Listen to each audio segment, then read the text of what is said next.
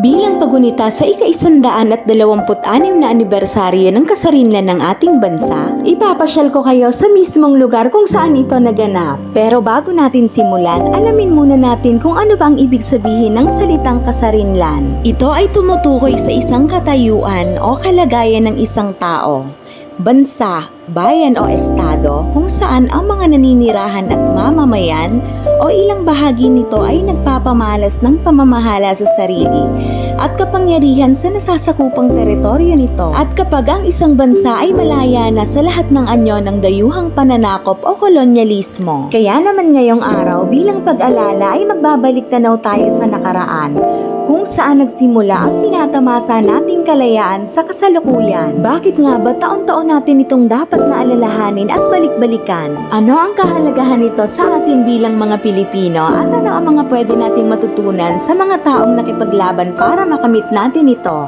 Tara na't simulan na natin ang pamamasyal dito sa pinakamakasaysayang pook na ito na matatagpuan dito lamang sa bayan ng Kawit, probinsya ng Cavite. Yan ang ancestral home na General Emilio Aguinaldo. At dyan sa bintana na nasa gitna, naganap ang pagdeklara ng kalayaan ng Pilipinas. Mamaya titingnan natin kung ano ba ang nasa loob ng bahay na yan. Taong 1963, isang taon bago na mayapa ang dating presidente, ang bahay ay dinonate niya na sa government. Taong 1964 naman nang isinailalim ito sa pangangalaga ng National Museum of the Philippines at idiniklara itong National Shrine. At noong 1972 naman inilipat ang pangangalaga ng dambana sa National Historical Commission of the Philippines. Nandito tayo ngayon sa ground level ng bahay kung saan ipinapakita sa permanent exhibit ang mahalagang ginampanan ng Cavite noong panahon ng Revolution.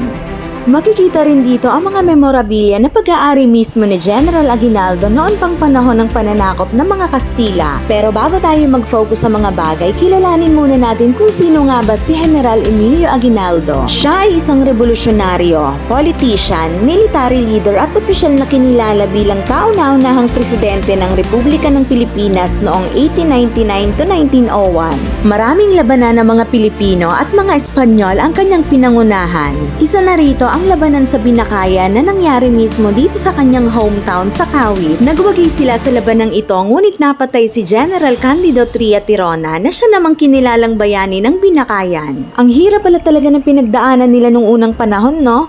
Kailangan mo munang magbuwis ng buhay bago ka matawag na bayani. Makakakita ka nga rin pala dito ng mga artifacts tulad ng mga medalyon.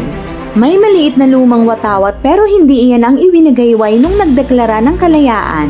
Ang una at original Philippine flag na ginamit ay nasa Aguinaldo Museum sa Baguio City.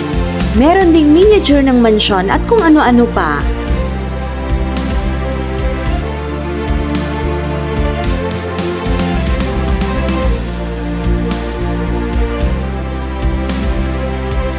Ang galing, pati mga sapatos na preserve nila. Ano-ano kayang lugar ang narating ng mga sapatos na to? Naka-display din dito ang mga armas na ginamit sa pagkikipagdigma. Tara, akyat naman tayo ngayon sa ikalawang palapag.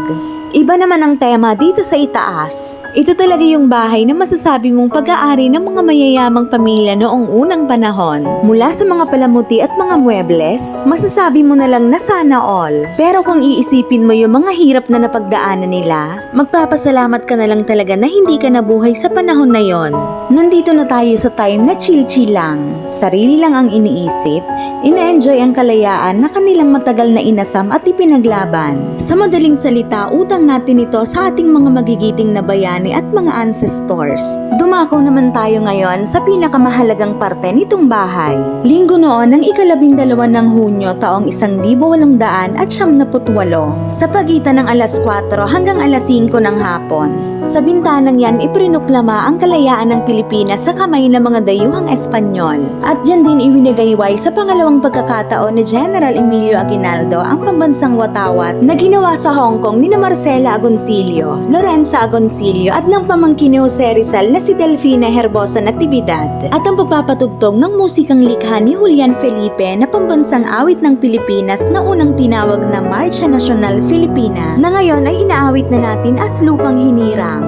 Okay, babalik na ulit tayo sa physical features nitong bahay. Nakaka-curious lang kasi yung sinasabi nilang marami daw itong sikretong itinatago. Katulad na lamang nitong kitchen area. Kung titingnan, ito ay aakalain mong simpleng lamesa. Pero kapag tinanggal ang kahoy na nasa gitna, makikita ang daanan papunta sa bomb shelter na matatagpuan sa gitna ng mansyon sa ground level. At dito naman daw ay may lagusan papuntang simbahan. Ito naman ang meeting hall ng mga revolusyonaryo. Sa likod ng mga upuan na yan ay ang sikretong taguan ng mga armas. Masasabi natin na hindi lang mga tao ang handa sa pakikipagdigma, pati na rin ang bahay. Minsan talaga wala tayong ibang choice kundi maghanda at mag-adapt sa mga bagong circumstances. Dito rin palagay sa likod ng kanilang bahay inilibing ang dating Pangulo at General. Sa harap naman ng shrine matatagpuan ang kanyang rebulto. Taos-pusong pasasalamat dahil binigyan nyo ang bawat mamamayang Pilipino ng sariling identity o pagkakakilanlan. Huwag sana nating sayangin ang kanilang sinimulan. Maligayang araw ng kalayaan sa ating lahat. Yun lang ulit ang gusto kong i-share. Bye-bye!